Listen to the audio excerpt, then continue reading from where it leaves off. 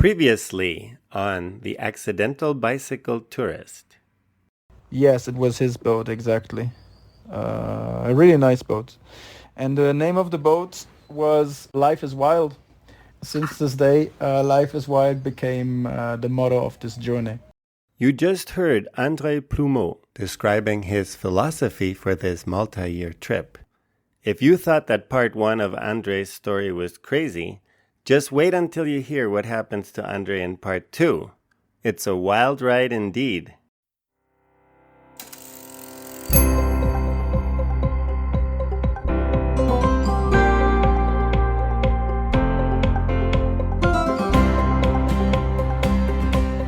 You're listening to The Accidental Bicycle Tourist. In this podcast, you'll meet people from all walks of life and learn about their most memorable bike touring experiences. This is your host, Gabriel Aldaz.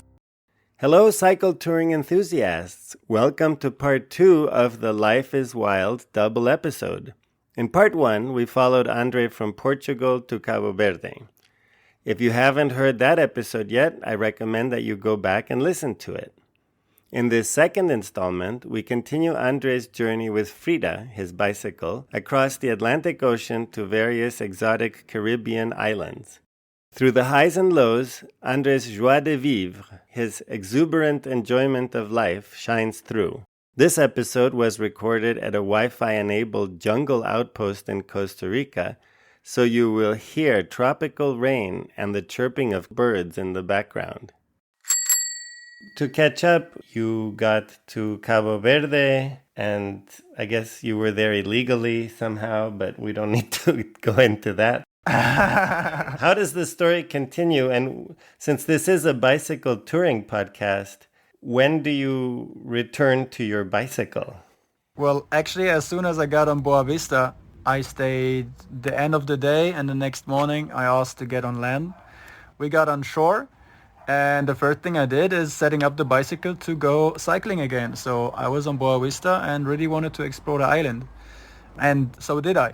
Boa Vista is super dry. It's very hot. In between of 10 and 4 in the afternoon, I couldn't cycle anymore. I have literally not really seen big rain in 2 months in Cabo Verde, but at the same time it was not rainy season. It's pretty funny because it's an archipelago from 10 islands, and 9 of them are desert, and only one is like really green, where they do all the plantation actually for all the others. It's pretty funny and interesting too to see. They have like a microclimate inside of the islands. Interesting.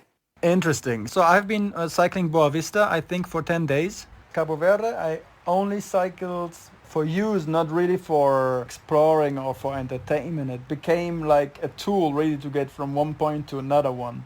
So I arrived on 11th of January.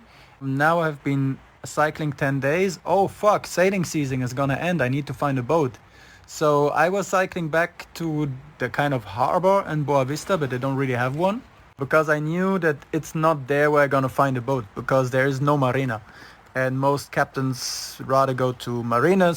To increase my percentage of luck to find a boat, I went to the island with the major harbor, which was São Vicente.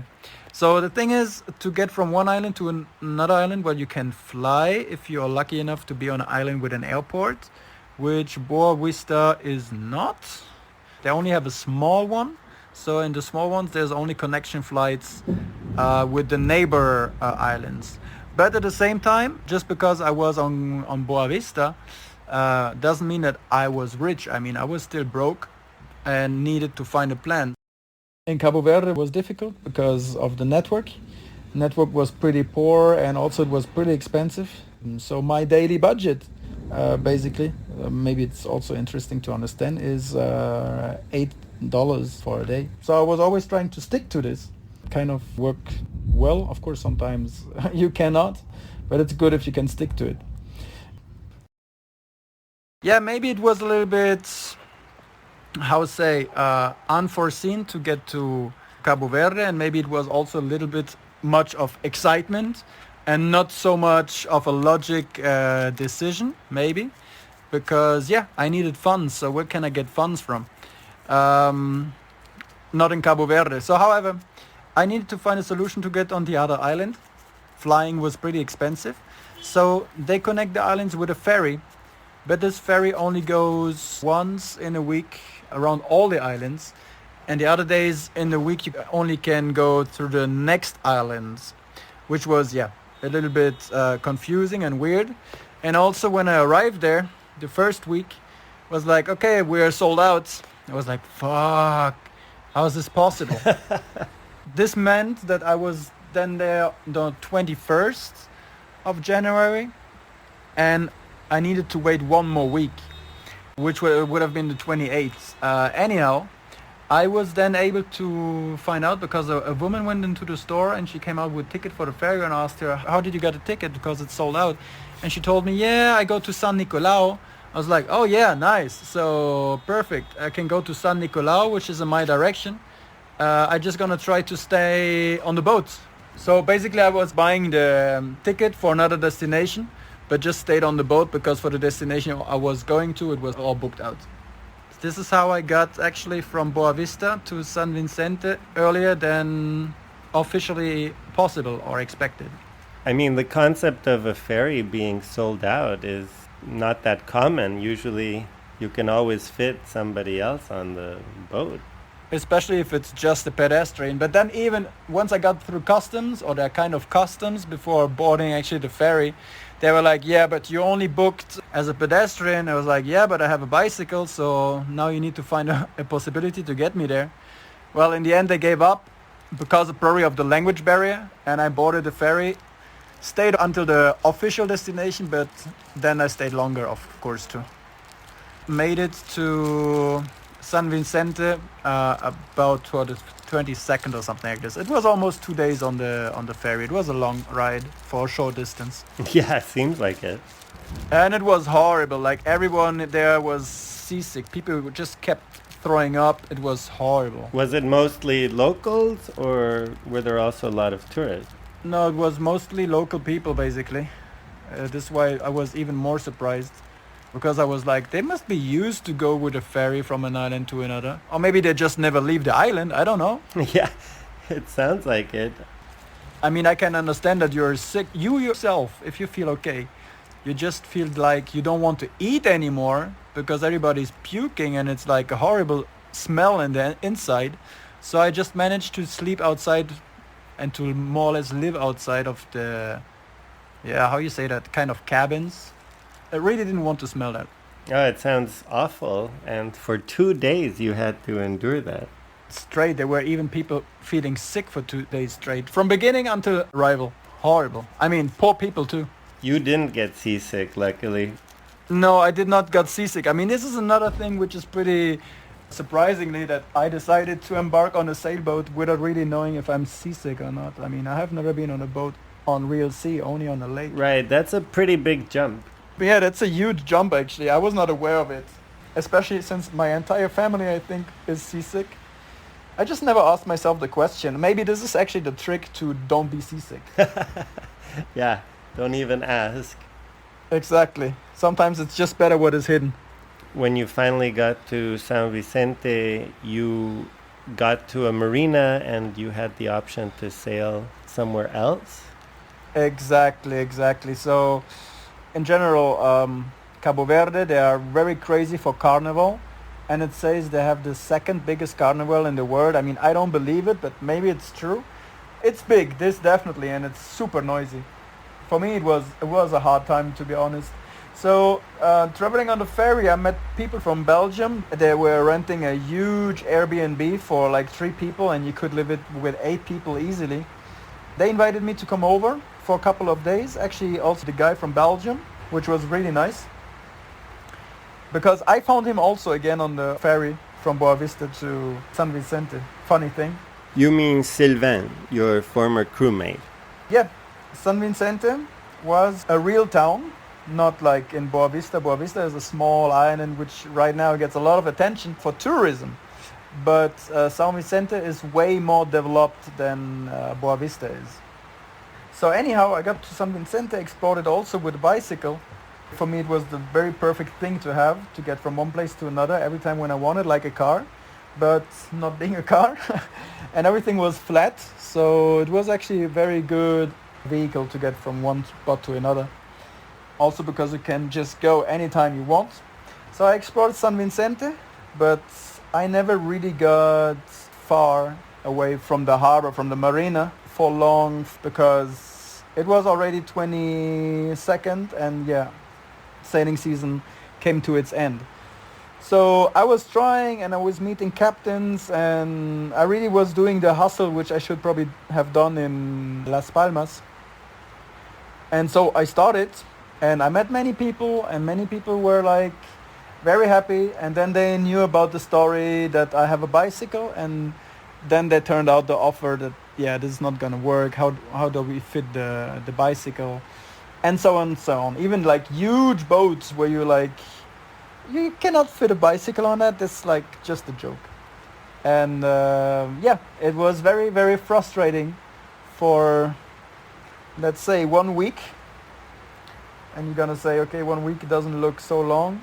Well, if you're in a place where you really don't want to be for so long, because San Vicente was noisy, was loud, was stinky, it was a city. It was not so nice. And then also I have still been illegal at this time in the country, which doesn't make it more easy for me, because officially I cannot skip this island too.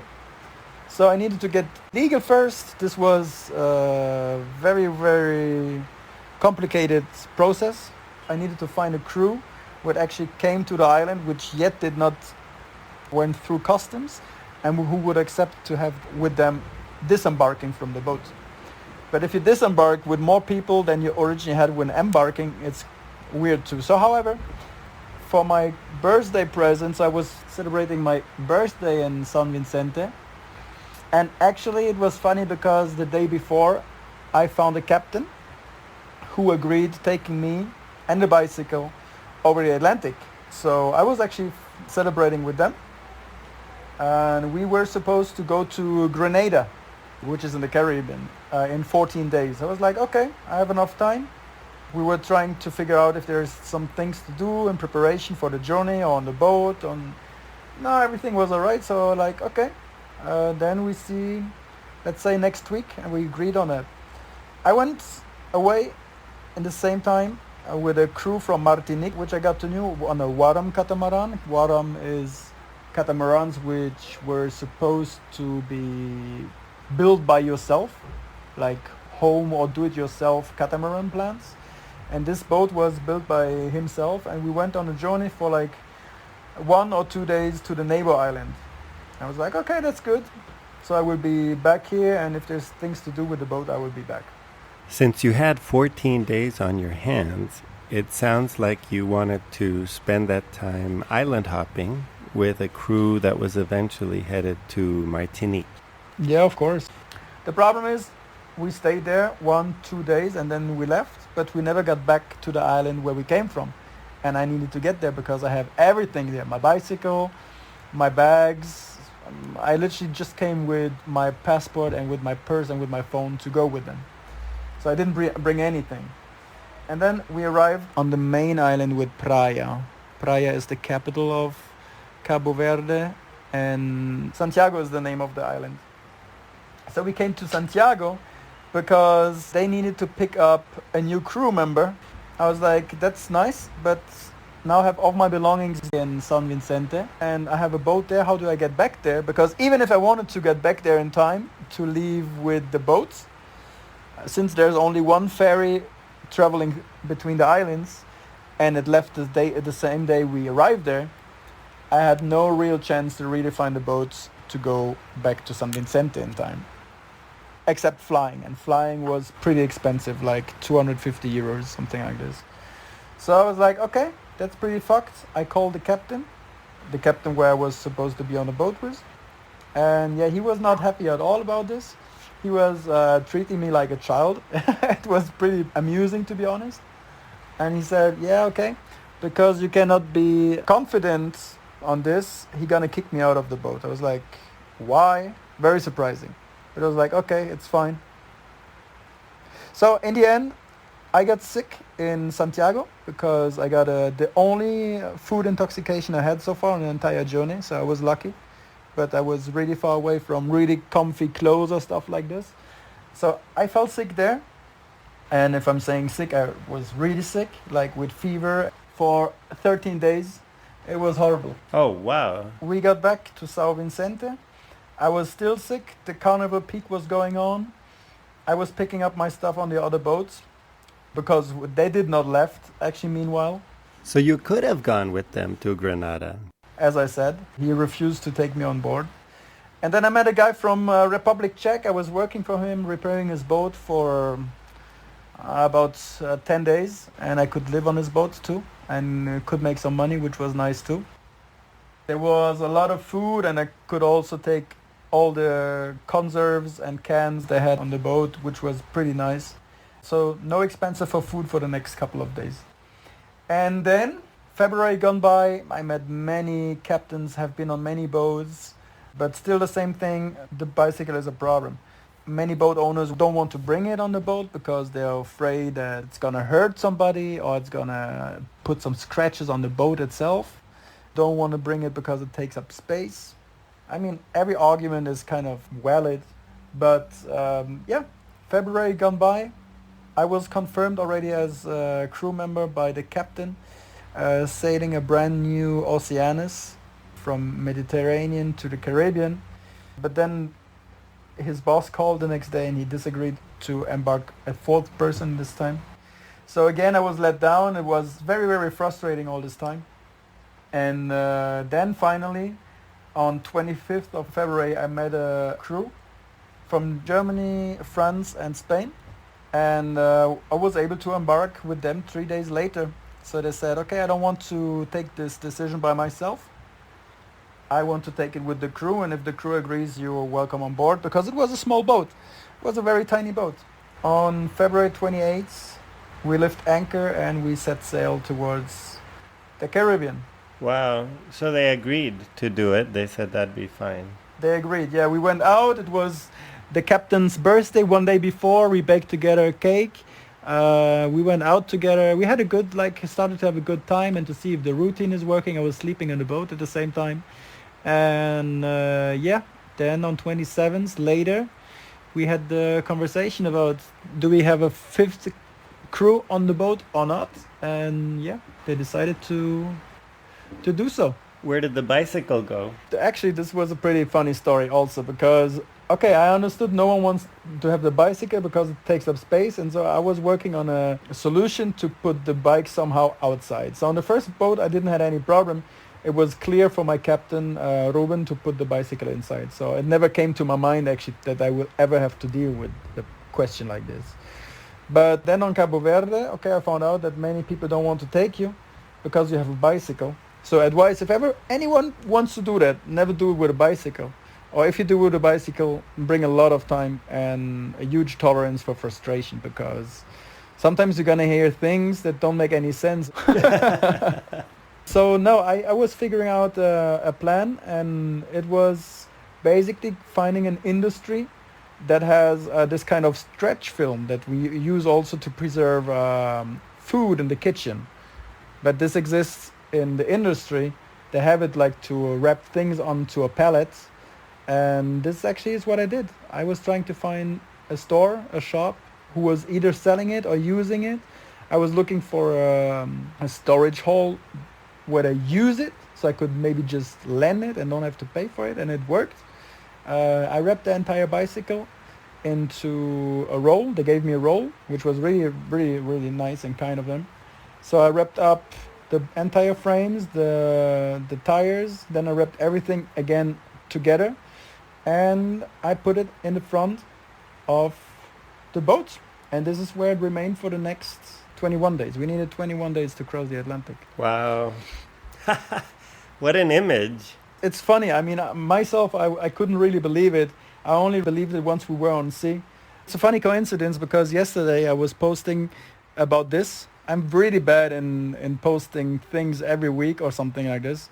But currently on my Instagram, I'm telling exactly the story. So right now I think it's chapter 50.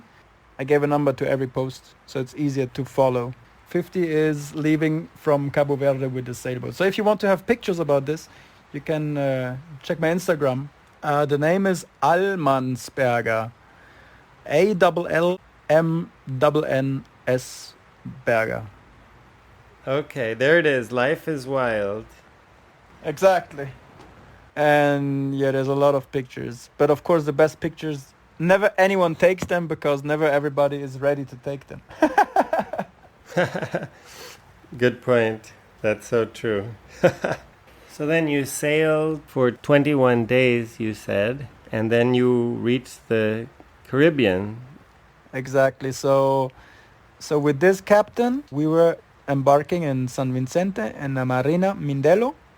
It's the name of the marina. And we're sailing or putting course onto Barbados, which is the most eastern island in the Caribbean. It's also a very flat island. I think the highest peak is like 300 meters or something. But it's a very green island. The people are super nice, very friendly people. They speak very good English. And overall, I like the food. But I have to say it's an expensive island. So Barbados, Caribbean. We went to Port St. Charles, which is on the west side.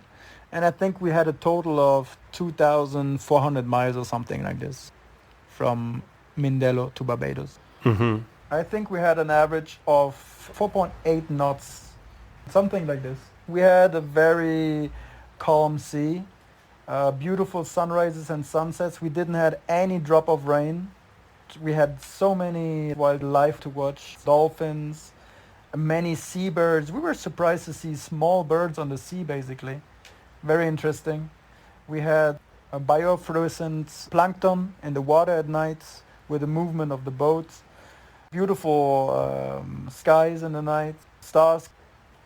Yeah, even myself, I started fishing. This is actually a funny story, at least for me.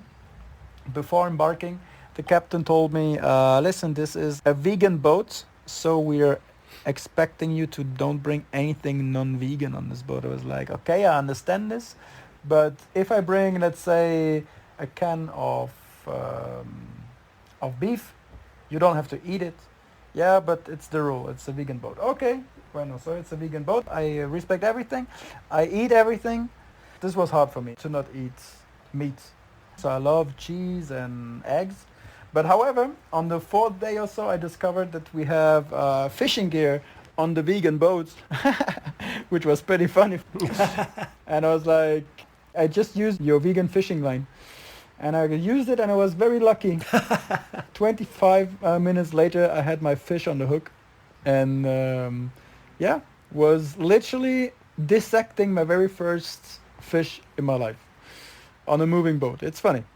But it was very good. I was very happy. And obviously the vegans were very happy too, because they started to eat my fish. But wait a minute. Then they're not vegan. Yeah. We can go through this conversation again if you want. I already had it. Okay, well, we'll just leave it at that. Yeah, exactly. Obviously, I was asked to get more fish out of the sea, which I did because I wanted fish too. And so, 5 people started to like fish, which is a tremendous trend. It's a very huge impact. Yeah, I will say so. That's a funny story.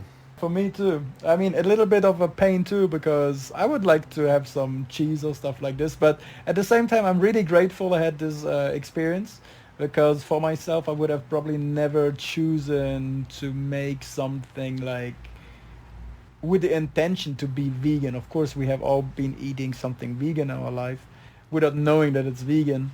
And most people always have this opinion and prejudice that vegan food is lame and stuff. I cannot say so. So this is why I'm very grateful for the experience. The boys and girls made very good vegan food, which has some interesting alternatives too. For example, I don't remember the name. People who are going to listen to that are going to know probably, and who are vegan. There is a substitute for Parmigiano, which is basically just a fungus. A champignon, a mushroom. God, I'm so confused with all the languages in my head. I understand. So yeah, but it's actually just a dried bacterium, and it smells and it tastes pretty good. But of course, it's not better than Parmigiano. That's not possible. But I'm very happy and grateful. It was good food. Okay. And you got to Barbados, but then you kept going with the crew. That was just an intermediate stop. Exactly. So we have been on the boat. It was a small boat, actually. People were surprised, but the boat was 33 feet, which is about 10 meters, and we have been 5 people on this boat. So there's a lot of compromise for every one of us. I mean, usually a boat like that has maybe 3 different sleeping berths. Was that the case with yours also? So 2 people had to be sharing a berth? Basically, we had a V berth in the front, like V because it's in the front of the boat, so it's a V. So the V berth was shared by like 2 travelers. I think they become a couple so far, so it was nice for them. Sometimes close quarters can be a benefit. Exactly. And we had the rear cabin, which was actually behind of the cockpit, which is really rare on this kind of boats, basically. But this one had one, and it was the cabin of the captain and from the girl from Spain. Mm-hmm. So I convinced them to be able to sleep in the saloon next to the kitchen, in the living room, basically.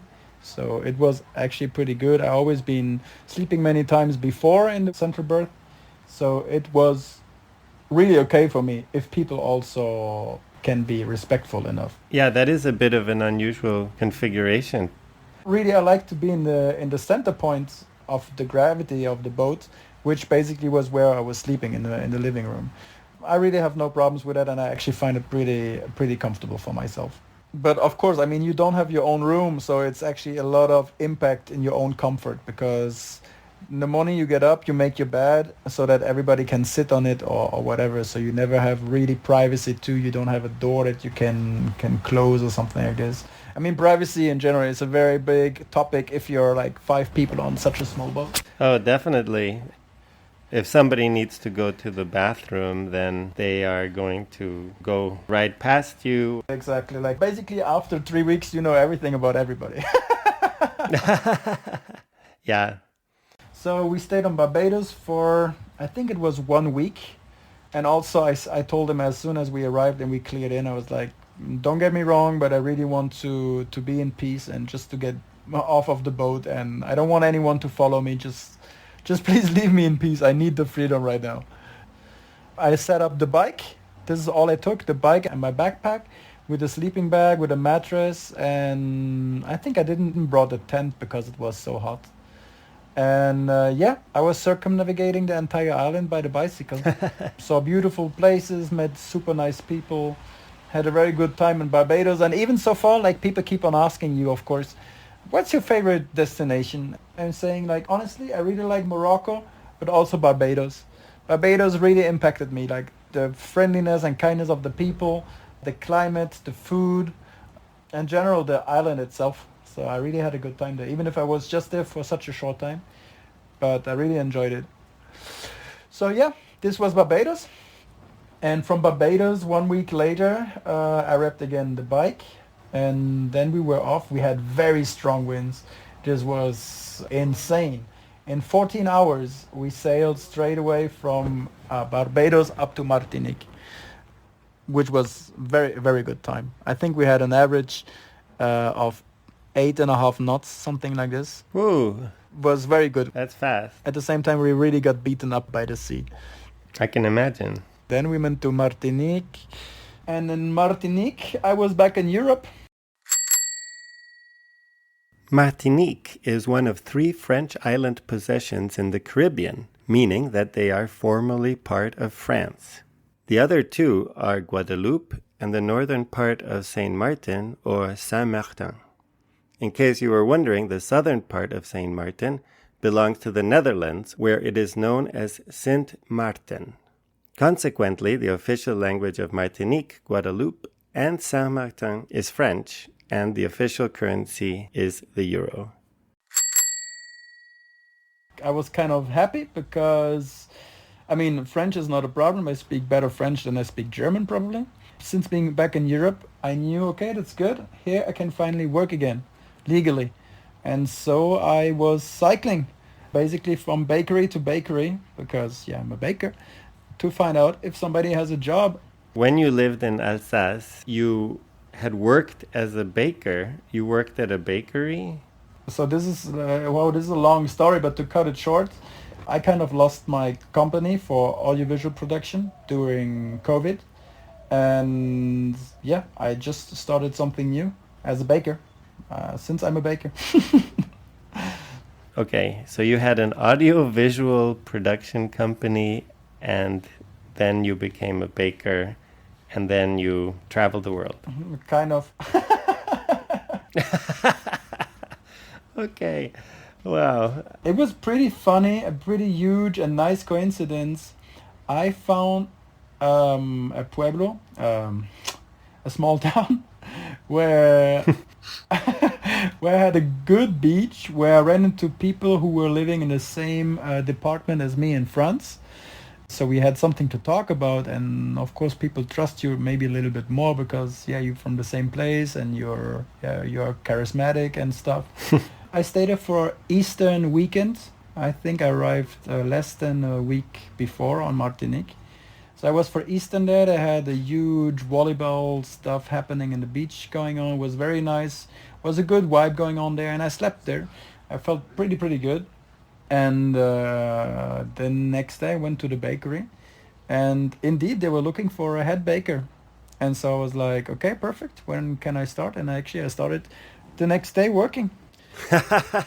Amazing. So I had my contract, could work there, and finally could make some money. This was for me the benefit of being back in Europe. Yeah, for sure.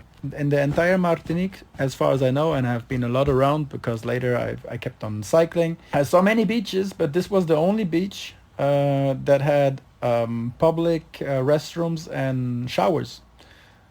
So the thing is, the setup was I was bringing my bicycle and my big bags to the people who were from Alsace too, like from my area in France. So I was able to store this there, and they even said if I want to use the kitchen, because the kitchen was not inside the house, it was outside the house, I could use their fridge and use the kitchen, which was a very nice offer, so, because I didn't have a kitchen since I don't know how long. And at the same time I was sleeping at the beach with a hammock between two coconuts. And in the morning I got up, wrapped up the hammock, took my shower, brought my hammock to the people from Alsace and went to work. And this was, maybe 2 minutes from the beach. And after work, I left 2 minutes from the bakery and was standing in the Caribbean Ocean, in the Atlantic Ocean. This was like, perfect setup actually, basically. The funny thing about Martinique was the first place where I was pushing the bicycle because it was just too steep. Daniel always was so surprised. How can you pedal? How have you so much energy in your legs to get with your shitty setup and with this shitty bicycle up the hill? I was like, I don't know, but it was always like a kind of how you say that, orgulloso, Proud? exactly, proud. It was a kind of a thing, like a proudness thing, that I don't want to give up on a hill and to push the bike. So this always got me more motivated in my mind. However, in Martinique I needed to give up. I could not anymore. I saved it somewhere. I don't know how many percent it was steep, but it was insanely steep. I could not anymore. Like the front tire didn't remain anymore on the road because it was just too steep. So I had to push the bicycle for the first time. I kept on exploring the island with the bicycle too. I have to say, if you want to ride bicycle as an exercise, Martinique maybe is a good place to do it. But they have the worst drivers. So driving with the bicycle on Martinique and Guadeloupe, the two French islands, are horrible because people just don't pay attention to cyclists. So don't do that. I went with my bicycle still to Dominica. Dominica, did anything happen there? Dominica, for me, is a very nice place to go. If you really want to retire somewhere, go to Dominica. Land is cheap. The nature is very rich. You have every exotic fruits literally in your garden. There's only 70,000 people there. It's a great place. In Dominica happened that I met Steve, the guy who I just met again this week, who I'm here in Costa Rica right now. But not randomly. No. This was planned. Okay. With you, anything is possible. That's true. So I went to Dominica without my bicycle because I was never supposed to stay in Dominica. I was supposed to come back from Dominica to Martinique. But this captain, for some reason no one really knows, needed to leave the island very quick. And I was like, okay, but I still feel like exploring this place. I'm gonna stay here, which I did. I was like, okay, if I want to sail back, I just can still do it. Then I really enjoyed Dominica. I stayed there for 3 months, which is the maximum you can stay there. And managed to bring my stuff, which means Frida and my bike bags and all the gear and all this, actually all my stuff, to bring it from Martinique on another boat sailing up to Dominica for 4 or 5 days. So yeah, I got my stuff there. I explored a huge part of Dominica with a bicycle. It's very hilly and very steep. So I did a lot of hitchhiking too. Hitchhiking with a bicycle on cars. It's a very new experience too. I have a name for that, Andre. It's called hitchbiking. Hitchbiking, okay, perfect. I made it up myself. Hitchbiking is, I agree with that. And I found it so convenient that I was telling myself, why have I been so stubborn and stupid in Martinique and kept on wanting to get up the hills with a bike? I should have hitchbiking exactly earlier because actually it was very easy to do, at least in Dominica. I'm very grateful for Dominica being so easygoing on hitchhiking because it's just inside of their culture. Meanwhile, in Martinique and Guadeloupe, which are very developed islands, you're not very welcome if you are hitchhiking, and people don't want to take you also when you try to hitchhike. It's very hard, even though it's well known that their own bus system is never on schedule or they're losing buses. Once I have been waiting, I think 3 hours for a bus at a bus station, and there was an old lady with me. It was super hot outside. And she was already there when I arrived at the bus station, and then I started to put out the hand to ask for a ride. And she's like, good luck, but like in... I don't have the words to explain it, but she was not very faithful for it. However, 15 minutes later, I got a car, and of course I gave it to her. Then I think 10 or 15 minutes later, again, I finally found my ride, but it was horrible. Like for European islands being so badly developed, it's worse than the Deutsche Bahn in Germany. Well, that's saying something. The old lady said she was 18 years old when she reached the bus station, and she'd been waiting ever since. Yeah, exactly. She was waiting for 62 years. Horrible. Horrible, I'm telling you. No, hitchbiking worked pretty good in Dominica. Okay, next funny story. I got contacted by a captain who I met in Cabo Verde if I feel like doing a boat delivery. I was like, dude, you know that I don't have any permit, that I don't have any license. I know how to sail, that's for sure. But I mean, I only crossed the Atlantic and have been sailing here and there in the Caribbean so far.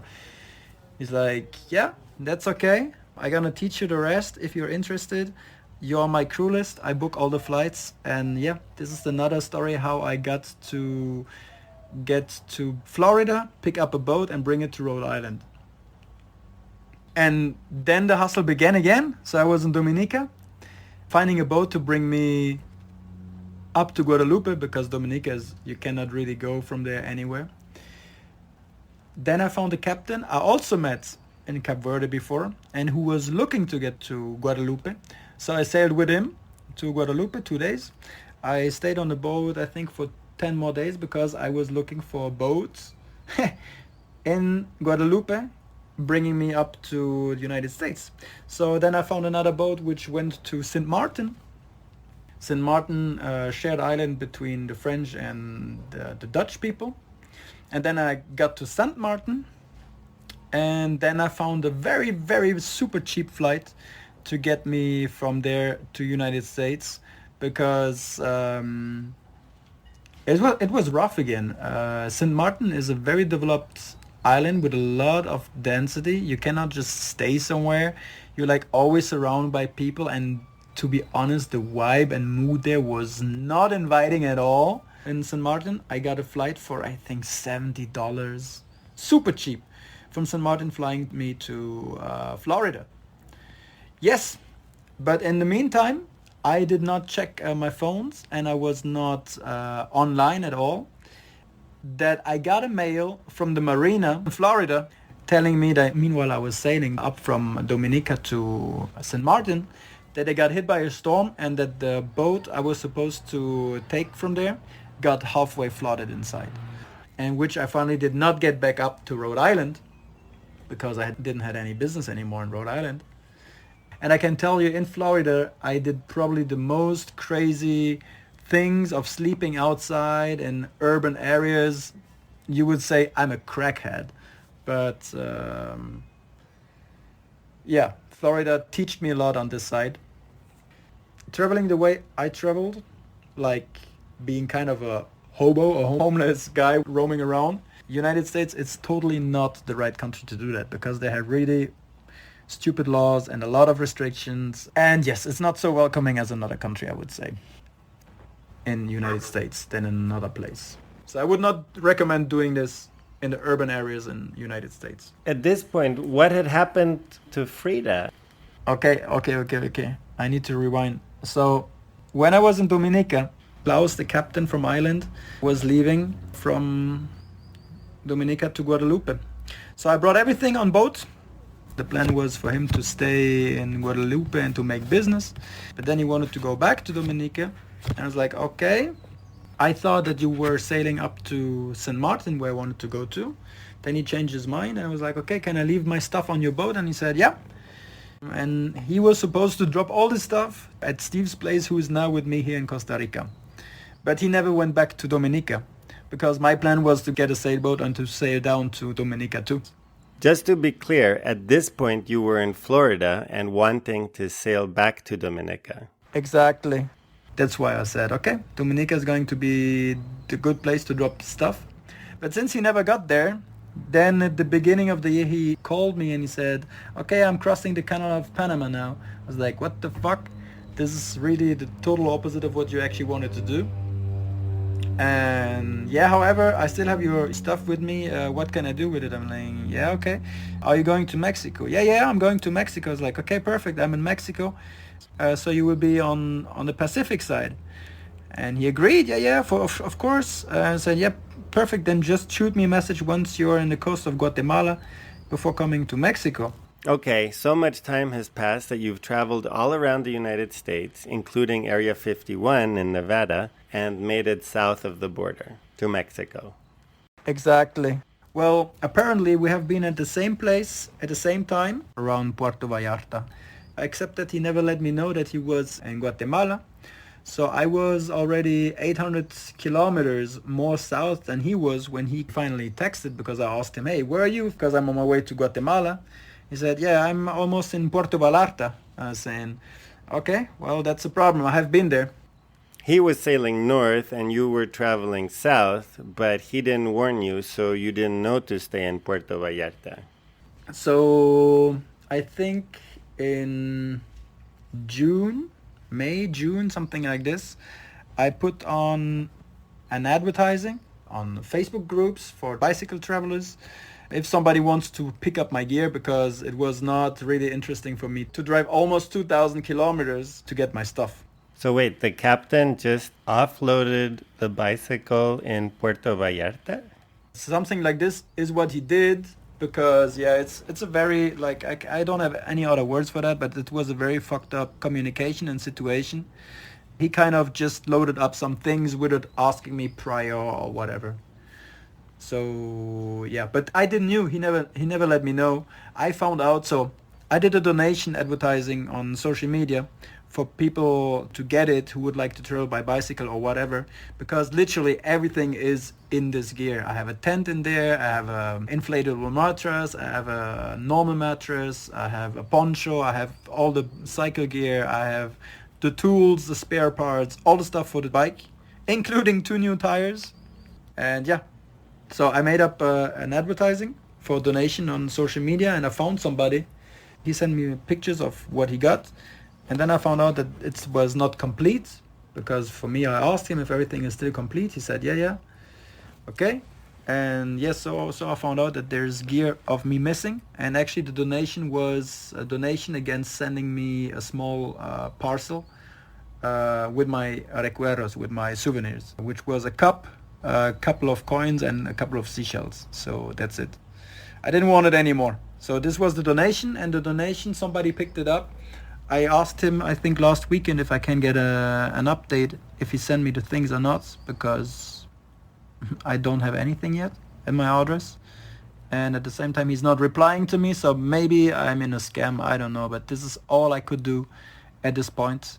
I was already in Guatemala when he finally reached Puerto Vallarta. So yeah. Okay, so that means that right now my the bicycle location is somewhere in Mexico around Puerto Vallarta, and all the gear too. And maybe it has another life or no. The guy never replied me. I just checked. I never got an answer. this person that replied to your Facebook post was going to pick up the bicycle and ride it somewhere, or I'm still struggling to understand that part. No, it was advertising for a donation for somebody who would like to have a bicycle, and it was for me a ticket to hopefully get my stuff. So it was just kind of a trade. So the one who wants the bicycle sends me the parcel, and basically that's it. Okay, so maybe this person kept the bicycle and didn't send you the parcel, or? Yeah, well, this is how it is so far, yeah. I don't know anything about the stuff. Well, that's a sad end to the story. Yeah, to me too. I'm kind of emotional actually about this topic. Yeah, because on one side, hey, somebody is giving away a bicycle and gear. I mean, you could just loop the chain and inflate the tires and you can go tomorrow, basically. Because, I mean, it was a complete pack. There was everything from the gas stove. There was even gas cylinders, clothes, shoes. There was even food in it, spare parts, tools, and whatever. I mean, it was complete. Like, it was really complete. I only left the boat and my gear with my 40-liter backpack. And in this 40-liter backpack, I just put the most essential to me. So, yeah. Yeah, it's a kind of a sad end. Or it would be kind of a sad end. I mean, I'm not judging yet because he never replied me. But this is how it feels. Yeah. This is all about the social media, you see? Oh no. Earlier I had said social media is not completely evil, and then now I may have to revise that. Yeah, but you see, It is evil. there's not only black and white in the world, gladfully. So let's end our conversation on a more positive note. Maybe you have some news of Daniel. You said he was on an around the world trip. Briefly, what did he end up doing from the time you said goodbye in the Canary Islands to now? So as far as I know, he's doing pretty good. I mean, I know things. I'm not sure if I can talk about this here. Oh, But what I can say is that he remained in Las Palmas for the entire year of 2023 until he moved, I think, later on the opposite side of the island. He also saw a couple of other islands, and also he has been in Greece for some time. In Greece, he was working for a kind of a sub-brand of TUI traveling agencies, doing, I think, bicycle tours with tourists. So he was actually providing the tours. That's what he did, and then he flew back to Canary Islands, and as far as I know, and I hope, he fell happily in love. I see. So he got off the road. He got off the road, at least for some time, and I don't know what's going on right now. We didn't talk for a couple of weeks now. I know that he turned 34 in late July, and that's all what I know right now. But I think this is a way better and more positive note. Falling in love and working as a bicycle guide, that's good. And as far as your own life, you've traveled all around and you've ended up in Costa Rica, and you seem to be having a good time there. So that's also positive. Of course, it's very positive. I mean, I met so many good souls and persons and people during this journey. I mean, you have good and bad people everywhere. During this entire journey, I was pretty lucky. At some point, I literally didn't get robbed. A few things disappeared when the bicycle was unattended in Cabo Verde, but at some point you can understand it because it was valuable stuff. Unattended, no one was watching it in a very, very poor part of the world. I mean, I can understand this. What did I lose? Some gear of my luggage. Oh, and my helmet got stolen. Oh, and also, I don't know how you call them. A thermos. You call them thermos? I don't know. Mm-hmm. Yeah. That's what disappeared, but otherwise I was pretty lucky.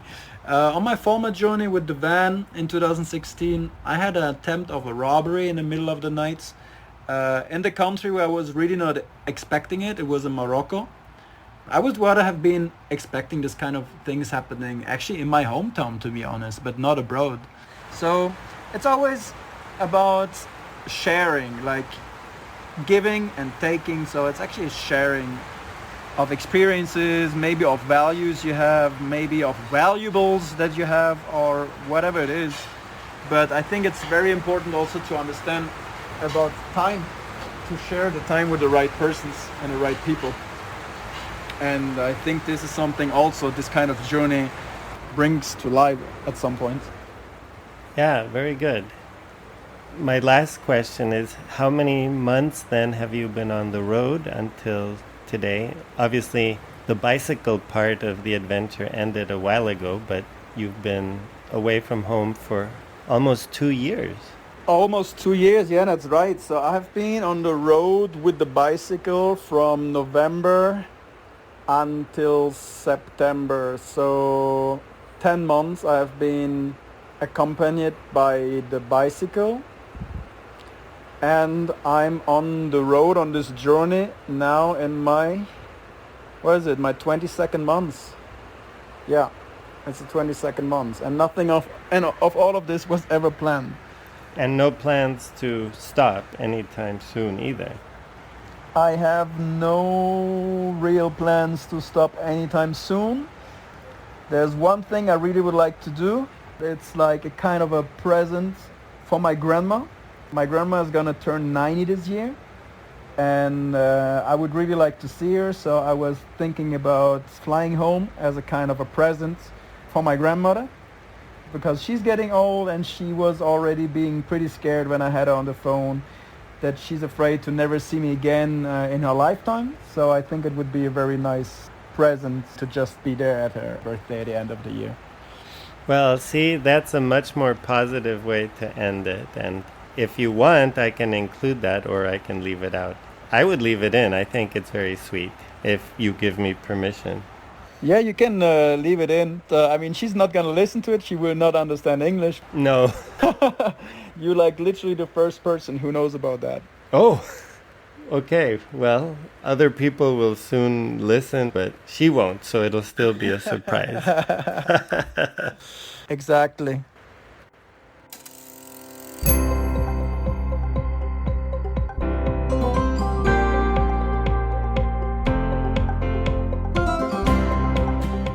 The transcript for this episode is available on the Accidental Bicycle Tourist website.